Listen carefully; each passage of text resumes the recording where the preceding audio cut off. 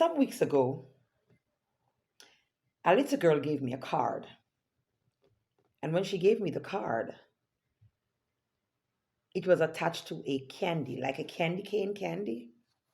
It was a little card, but I cannot fully express how grateful I am for that single act. I was so grateful to the point where I felt special.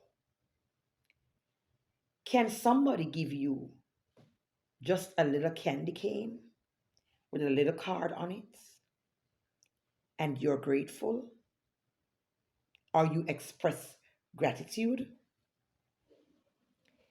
If you find yourself in a position where you wouldn't take a candy as a gift or you wouldn't take a little card as a gift, something is wrong with that. Today I am here to talk about the power of gratitude.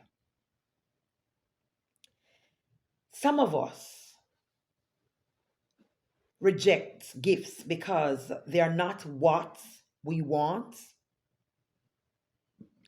So you purchase a phone for me. I don't want that phone. So I throw it away. I'm rude. I'm insulting. So you got me a little candy.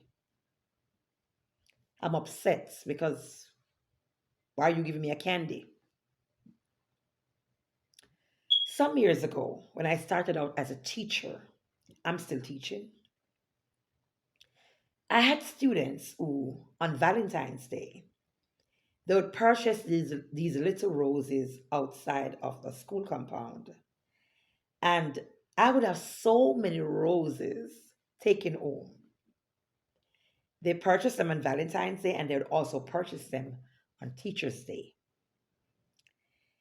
And there were people who were, oh, I wish that I would get something better than just roses.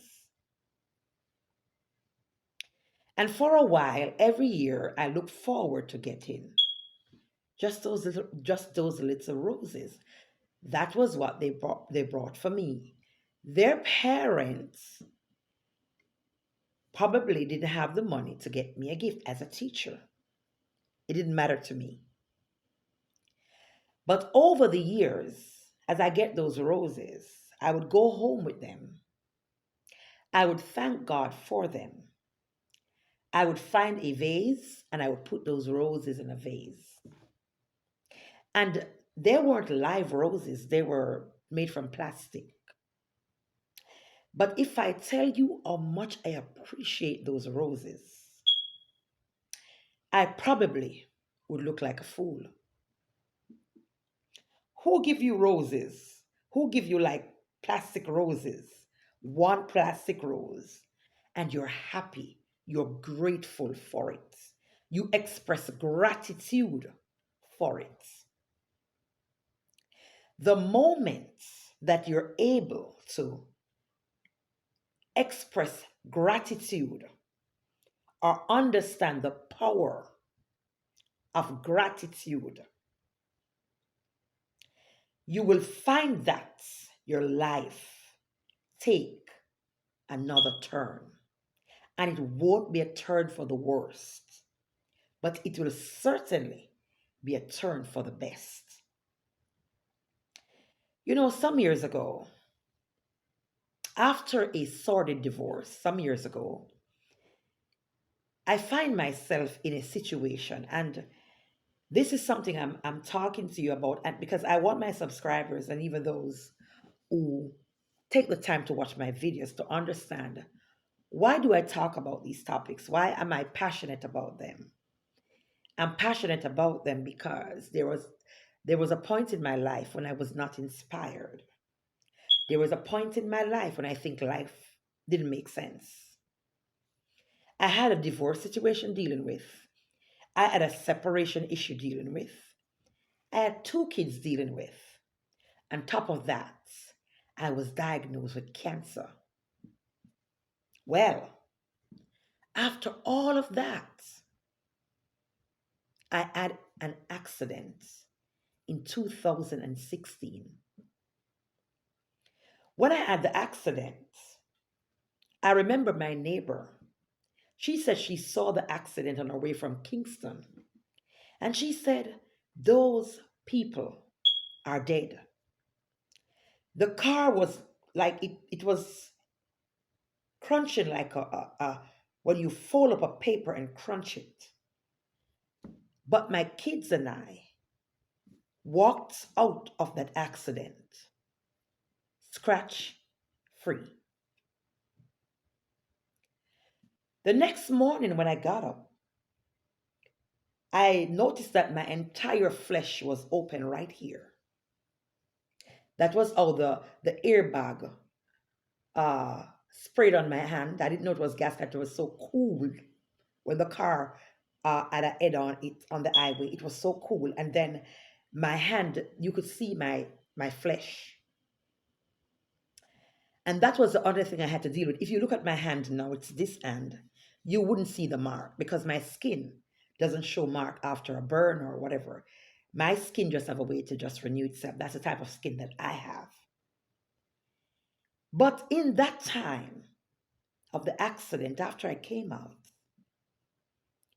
I was so grateful to God. Not that I'm afraid of death, and not that if I had died, I'd have gone to hell. Mm-mm. But I was grateful to God because I remembered that there are many folks who have gone through accidents far less than the one I experienced, and they're no more in the land of the living. Why did I bring that point up? There comes a point in your life when, if you look around you, if you look at others, you would understand how grateful you should be. And you would understand and start practicing gratitude. There was a particular Christmas when, you know, those who know me would know that I love Christmas. It's a time of year that I look forward to.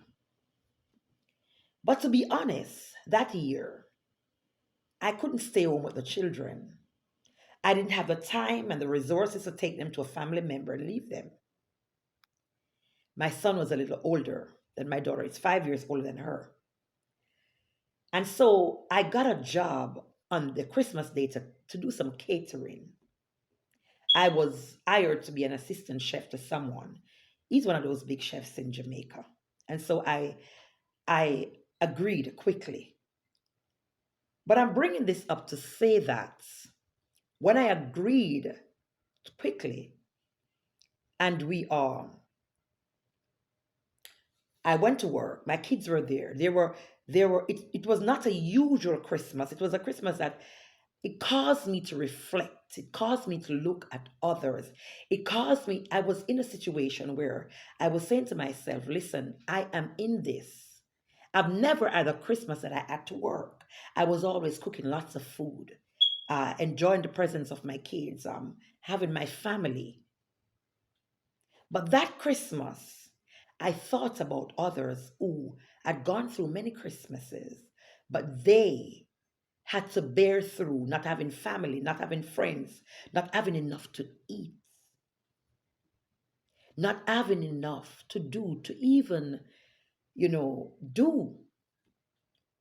So when I find myself in that position, or when I found myself rather in that position, I realized that I needed to be grateful. I've realized the power of gratitude.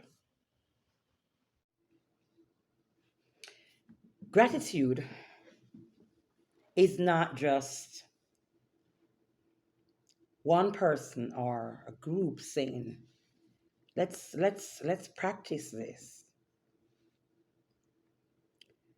I wrote in my book that crisis can be a ripple effect. So if you are in a situation when one crisis meets another, it will and it can create a ripple effect. Gratitude is not different. Gratitude is contagious. It is very catchy. And it's a good thing to catch. It is not just you doing something or saying something to say, I have gratitude or I'm thankful, but it is more of a spiritual move. You feel God when you're gratitude. You know God is with you when you display gratitude. So it's not a good practice to be given a gift, even if the gift is inexpensive. It is not a good practice to throw it away or turn your back on it or make silly remarks about it. Challenge yourself to show gratitude for that gift. Challenge yourself to say thank you to the person who handed you that gift. Don't throw it away. Don't be rude about it, but practice gratitude. It's contagious, it is physically and spiritually beneficial. I remember one day I said, I just felt like just thanking God. And, I didn't write down what I was thanking Him about. I was just thanking Him based on memory. I was in the moment of thanking Him. And that is one of my ways to show gratitude to God. And while I was there, and when I started to say, Lord, I thank you for this, or Father, I praise you for that, or I thank you for so, and I thank you for so. I was on my knees about over 60 minutes. And I was like, but I'm thanking God for things. And I didn't want to be on my knees so long at the time because I had something to do, but I wanted to take the time out to show God that I am grateful. But even after 60 minutes, I was still giving thanks and I did not repeat one thing that I said. There's so much around you to embrace, so much around you. And when you are able to embrace those things, then you start to tap in that power of gratitude. You have started to tap in the power of gratitude. If someone gives you a dollar, and I'm just using the US dollar now, if someone gives you a dollar, don't say what is this or throw it away or you don't want it. Take that dollar and thank God for the dollar. Ask him to bless the one who handed the dollar to you and bless that person that they will have more. Ask him to multiply that dollar.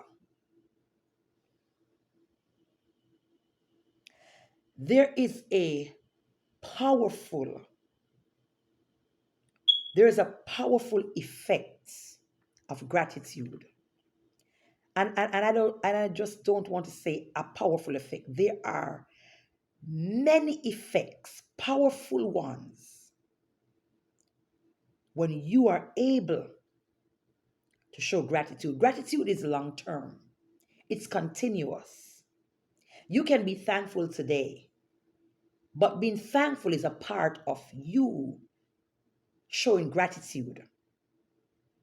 You show gratitude to your creator, you show gratitude to Others, you show gratitude to even those who are not leading you. You show gratitude to your leaders, and you also show gratitude to those who are not leading you. If I should begin to talk about how powerful gratitude is, I would probably not be over today, or I would be still be talking. Gratitude makes life meaningful. It makes life peaceful. It lightens the hearts. Gratitude lighten your hearts. It lighten your spirits. So if you can't show gratitude for a very simple thing that is not expensive, how do you expect the doors to open for bigger things? So gratitude unlock doors, doors for more, doors that you not only get, but you're able to give. Gratitude has a powerful effect on your health. It's it is a positive way to be healthy in your mind, in your body, in your spirit. I've I've came across some people in my past, and if someone gives them a dress that was worn, they don't want it. They throw it away. They quarrel about it. But I've learned that if someone give me a dress that is worn, I take that dress, I pray over it, wash it, pray over it. Bless the one who gave it to me. Thank God for the art of the person who gave it to me. And I'll wear that dress. If I don't need the dress, I'll still be grateful. And it's a gift, and it's not good, really, probably to give away a gift, but I would rather to give it to someone else who will appreciate that dress. Not that I didn't appreciate the dress, but I'm thinking that I don't need that dress, but I would not let you know I don't need the dress. I take it. If you are not, if you don't show gratitude to those who give you something, and you say to them, I don't need it or I don't want it, you're stopping the flow of blessing that would come into them, especially if they gave it to you with a good heart. I remember when I just got saved as a young girl. I got saved at 8 years old, but I started to really walk with the Lord at age 15. And when I got saved as a young lady, I didn't have much clothes to go to church. And so there was a old lady in my church, and she gave me a dress. I'm going to tell you the truth. That dress is really ugly, but I didn't care. I needed a dress for church. I had about two or one other dress, but I needed an extra dress for church. It was a black dress. It was long to my ankle, and I was skinny in those days. And I had this big head of hair, and I was skinny. And that dress had elastic around the waist. It has all these silver stripes all over it. The sleeve was long to here, and it has elastic in the end right here. But the waist was elastic band, and it was really ugly. But because I was grateful for the dress, I took the dress when she gave it to me. Because she noticed that I'm coming to church for weeks, but I'm wearing just two dresses. I didn't have the money. I was a teenager. I was going to high school. I wasn't going to bother mom or anyone about anything new. I was already going to high school, and I was just happy to serve the Lord. I wasn't even thinking about how I looked, but I wore that dress with class. I wore that dress with class.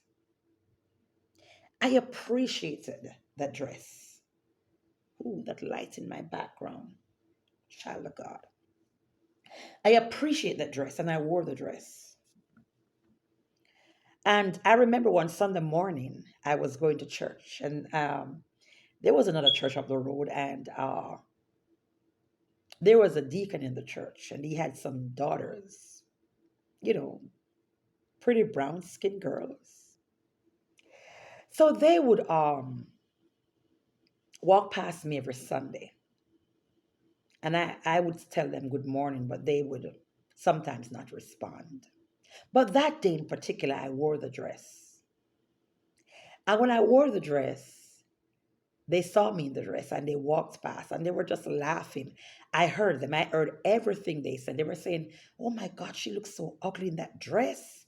And they were laughing. I didn't look around because I wasn't naked. And all I wanted to do was to get to the house of the Lord to send up some praises. My dress didn't matter to me. I was a young girl. I was about 15 years old, 16 thereabout. But I was so grateful for that dress. And then my mom said to me, "Did you know that the young ladies who passed you, they were laughing at you?" Because my mom was a little way down behind me. So she saw them looking and laughing, but I don't know if they know that she was my mom. And she says, "Did you see that they were laughing at you in that dress?" And I said, "I know they were, but I didn't look back. I didn't look back because my mission was to praise the Lord. My mission was to serve the Lord. My mission was to get to church. I wasn't going to go to church naked. So either I was going to wear the two dresses I had, one white dress, and another one that I don't even remember that well, and the one I was given. I got to wear one of them. And little by little, because I was grateful for that one dress, did I say it was ugly? It was. But I'm not bashing the dress because I loved it though. I loved the dress. And I never forget that dress. I never lose the moment, or should I say, or lose the opportunity to share something about that dress. It's always a pleasure to talk about that dress.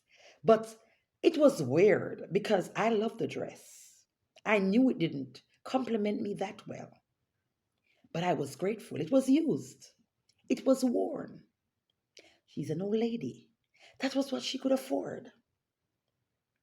But I was grateful. I was thankful for it. And I watched God blessing me with dresses upon dresses upon dresses, shoes to match bags to match shoes. I'm just saying. And I know that because I was grateful,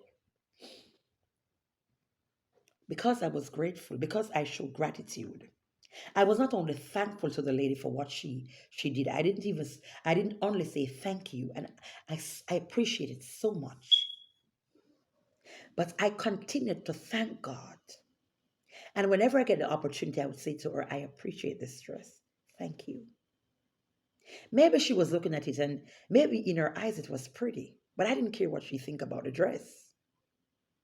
And I wore that dress to church until God made the way for clothes, for awards and rewards and dresses. He did so much for me because I was grateful for that dress. So gratitude not only unfold life, but it opened the door for more to come in and more to go out. Gratitude causes you to have what you call full, what measure pressed down, shaken together, and running over. I agree. I didn't do that too. But my focus today is gratitude. Make sure that you use the opportunity to embrace gratitude. Use it. In 2024, by the way, guys, we're in a leap year. This year is a leap year. Leap year, yeah. It's a year of different things. I listen to the different words. I listen to the different prophecies. I listen to the different things that God had to say. But I tell you this,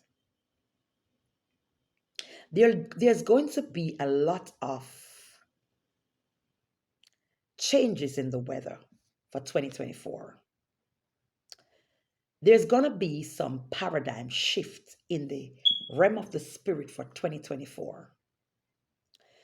But whoever you are and wherever you are, 2024 can favor you or it may be very mean to you. One of the keys to 2024, apart from prayer, apart from you having a consistent prayer life, apart from you having a consistent uh, repent a repentant life, gratitude. Gratitude is important in this year. Take the time out. It doesn't matter how small it is. If someone uh, give you like something very small, especially that someone is a child, remember I tell you to be grateful for that simple thing. There's a blessing that comes with children who loves you. And there's a blessing that comes with children who hand you something. I talk about a candy cane that a child gave me. And even though I've not ate that candy cane, it's still with me.